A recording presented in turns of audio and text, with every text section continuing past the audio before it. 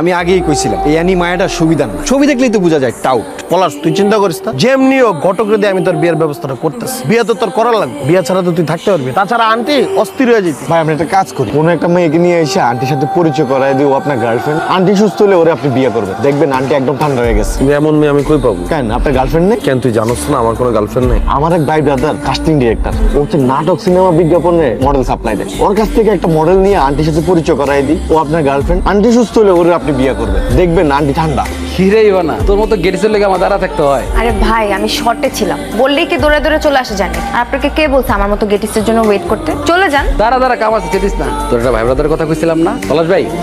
Ivana পলাশ ভাই ভাই ওই দুর্দান্ত অ্যাক্টিং করে, চেষ্টা করতেছে উপরে উঠার, কিন্তু সিঁড়ি পাইতাছে না। অফার আইছে, তুই লিড, তুই নায়িকা, কিন্তু রিয়েল লাইফ অ্যাক্টিং করতে হবে। রিয়েল লাইফে অ্যাক্টিং করার কথা বলে তারপর আপনি বলবেন প্রোডিউসারের সাথে বিদেশে যাইতে হবে, পারবো না। আর দাঁড়া, অফারটা শোন। পলাশ ভাই আম্মা অসুস্থ, তুই খালামার সামনে পলাশ ভাই গার্লফ্রেন্ড অ্যাক্টিং করবি।